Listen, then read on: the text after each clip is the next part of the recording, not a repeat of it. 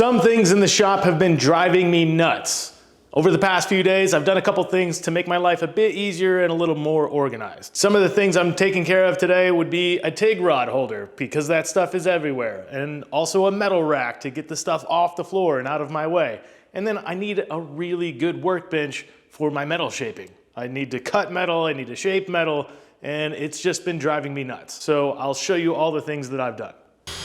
The first problem I wanted to tackle was a TIG Rod Holder. That stuff was everywhere and driving me crazy. So I went to a local hardware store, got some PVC tubes. It was like 20 bucks for 10-foot sticks. I cut them into 36-inch pieces, as that's what the TIG rod was. Then I knew I wanted 8, so I evenly spaced everything out, and I used some of the extra wood from the JD Squared box to make a template for my holder. After everything was cut out, I evenly spaced them and used a hole saw to cut out where the PVC tubes were going to be. And I clamped the two together just to make sure that they wouldn't move and I wouldn't have to do it again, and everything was nice and even. So I ripped down a 2x4, screwed everything together, and then that's basically it. It was done. So I just painted it up to make it look nice, dropped in the tubes, and individually marked each tube with the TIG rod that was going to be inside of it. So I know where everything is, it's clean, it's out of the way, and it's just a cheap, easy solution to problem number one. I like a clean and organized shop. It makes me feel good. Something that is also important to me is the aesthetic of the shop and how things look. I feel more creative in a space that feels like my own, and I've slowly been working on making this space my own. There's certain things I always like to see in a shop, which is different banners and some memorabilia from different shops and events that I've been to. But one thing I've always seen in shops that has kind of made me jealous, and I've always wanted one, was a custom neon light. And I always thought it would be super expensive and pretty hard to get, but I finally have my own. I got this custom neon light from HYPERLITE, and I couldn't be happier with the way it turned out. I sent them my company logo, they sent me a couple digital sketches, and it was hard for me to choose from. I liked all of their options, but this was the result that I chose. I chose this UV print sign because I wanted it to look good when the light was off as well, and I think it looks fantastic. They got the colors right, everything that I wanted, and it has a nice acrylic background. So it's very cool looking with it off, but when the light is on, it really sets it off. This light was super easy to install, and I chose to wall mount it as I have a bunch of wall space, and I think it looks great. They do also send you a hanging mount, and I will probably get more of these lights in the future and hang them around the shop, as I'm really happy with how it turned out. This light came with a remote that has multiple settings, from the levels of brightness to many modes of fade in, out, blinking, pulse settings, depending on what mood you're in. It's very simple. Just click on the link, upload your logo, or create text. If you create a text, you'll be able to see it right away. If you do your company logo, they're gonna have to take a little bit of time to sketch it out and show you what it really looks like.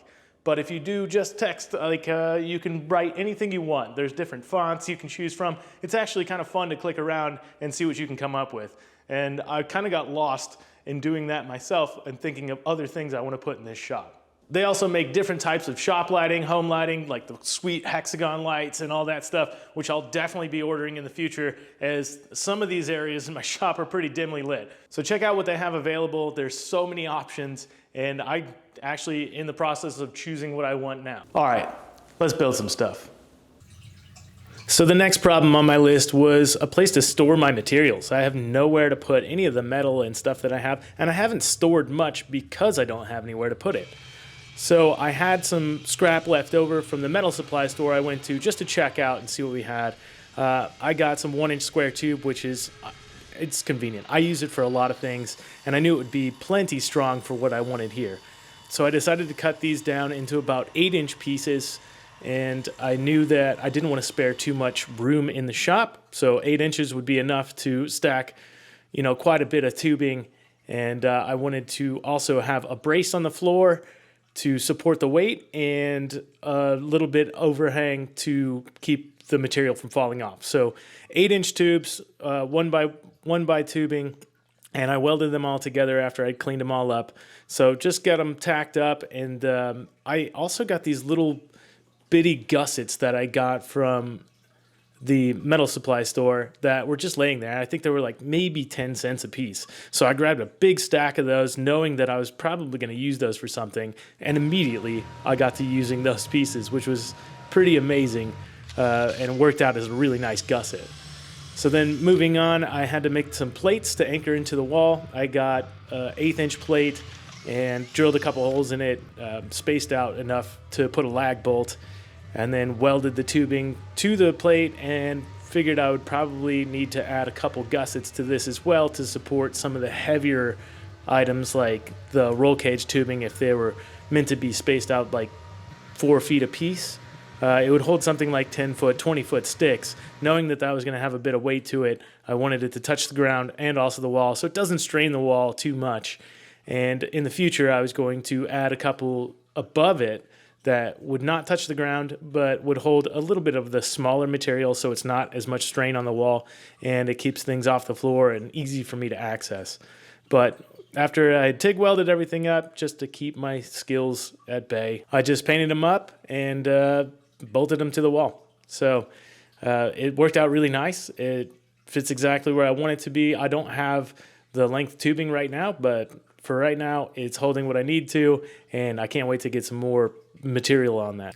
So the last thing that was driving me nuts is I don't have anywhere to work with anything. I had a metal saw that is kind of sitting off to the side that's very hard to work with, out of the way, and I can't really get good material on it. I wanted to make a better metalworking bench, and I had made a shifty table, like a little thing to get the saw off the ground for me to cut some wood, and I actually enjoyed working with it. So I decided to make a better one. So I like to start with building basically the top. I know what the deck is going to be. It's 32 by 36. So I started making a frame for that. That way I can kind of lay out what I want on there, knowing that I was going to use the saw as the centerpiece. I made sure that I had everything centered up, and I put some nice cross members in to hold the saw. After I'd finished the box, I kind of laid out where I wanted the legs. I knew I'd make them a little bit shorter as I got some casters. I said before I want everything to be movable in the shop, and I got some casters from Harbor Freight, which would make things a lot easier. So I had to keep in mind that the casters were about 3 inches tall, so I subtracted that from the length of the legs itself. And also knowing that I was going to add a top to make it even with the saw, I subtracted that as well.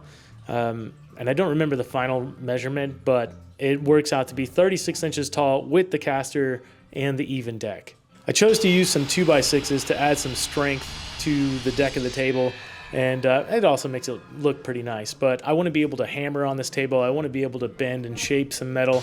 I centered up the saw exactly where I wanted it to fit and laid it on the cross beams, and then I made 2x6s fit around it. I just cut them to fit around it, knowing that that was going to add a couple inches itself, and I was going to add a plywood layer to that. So after I got everything to fit up very nice, I drilled some holes so it wouldn't crack the wood and then screwed the deck into place. And then I ripped down the extra wood from the JD Squared box so I could have a nice finished deck and it would be even for everything. It was a little bit sketchy on the saw that I had and I didn't really like it, but I used the jigsaw to cut out the middle, make it exactly where I wanted it, and then just use a brad nailer to nail the top down. I'll probably end up changing that in the future. That's why I chose something cheap that I could replace in case I beat it up really bad. But after I had nailed everything down, I was pretty happy with it, and all that was left was to really test fit the saw. So I put the saw in place, fit pretty tight, so I needed to sand it down a little bit, but I was very happy with where it's at, and I laid out a couple other things just to see where it would be. One thing that I really hate is cords everywhere. So I put a little hole in the middle to run all of the cords. I knew I was going to put something underneath there and use a power strip, so I only have one thing going out rather than all these cords laying all over the place. After I drilled a hole for the cords and kind of had everything laid out, I took a look underneath for one final time and then added some structure to the legs, knowing that they're pretty weak. It was just 2x4s. I might add some different legs in the future, but this is what I had laying around. So I added a little bit of support to the legs and wanted to do that before I got too much weight on the table. So after I had added the support, flipped it back over, laid everything out the way I liked it, and then chose a final resting location for the sander, and then also where I needed a stronger bench vise. And I put some pretty sturdy bolts in there, made it fairly strong, and added the casters. So pretty easy, simple solution, and I'm pretty dang happy with how it turned out. I can move it around really easily. It's very tough and easy to work on. The saw doesn't conflict with the sander doesn't conflict with the bench vise, and I have a little bit of space left over to work on some other things. The power strip underneath worked out pretty well in case I decide to add something or take something away. It is just nice to get those cables out of the floor. I do want to add to this later. I kind of put some clamps on there, but I would like to add some stuff to hold the saw blades and extra sanding belts and things like that. I want to keep things off the floor, but I'm very happy with how this turned out. I'm very excited to use it and try some things out. I think this bench has a lot of potential, but for now, it's pretty easy to get in and out of the way. It's something that's a nice height for me to work with, and it'll definitely make my job a lot easier. So I'm actually pretty happy with how this turned out. I have a nice level deck for this saw that, you know, it makes everything easier. I don't have to battle holding pieces up, and it's very nice and clean. All of the scraps will drop down below, and it's very easy to clean up. I got the cords off the table, which is very nice. I have the belt sander in a good spot that doesn't conflict with the saw, and I have the bench vise in a good spot that doesn't conflict with the saw or the belt sander. So it's very nice, very functional, and I can't wait to actually get using this thing. I want to modify this. I made this out of some cheap stuff that I had laying around the shop. I only bought a couple things for this. Most of it was reused and recycled stuff that I had, but I bought some 2x6s and some 2x4s. Everything on this table, including the casters, is probably under $50. So I'm pretty happy with how this turned out. I can't wait to start using it, but I do want to modify it in the future for holding the extra belts and blades and things like that. And then I want to, you know, maybe make some stuff to hold the clamps. I'll have some extra drawers and storage.